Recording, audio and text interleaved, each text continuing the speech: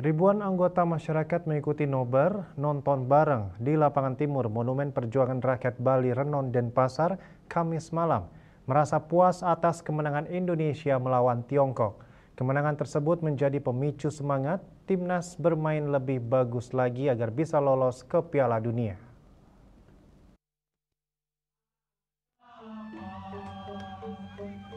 Kemenangan timnas Indonesia versus Tiongkok dalam laga berakhir dengan skor akhir 1-0 membuat kegembiraan ribuan penonton. Suasana bahagia terpancar dari raut wajah penonton tatkala wasit meniup peluit panjang tanda berakhirnya pertandingan di Stadion GBK Jakarta. Mereka bersorak-sorai sembari meneriakkan yel-yel Indonesia menang. Salah satu penonton, Ina, bangga atas kemenangan timnas.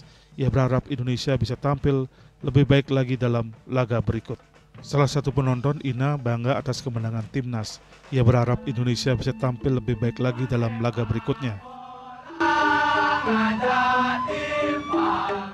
Bangga jadi warga Indonesia, terus pokoknya semoga kedepannya timnas boleh terus maju dan pemainnya juga boleh dikembangin untuk latihannya, itu aja.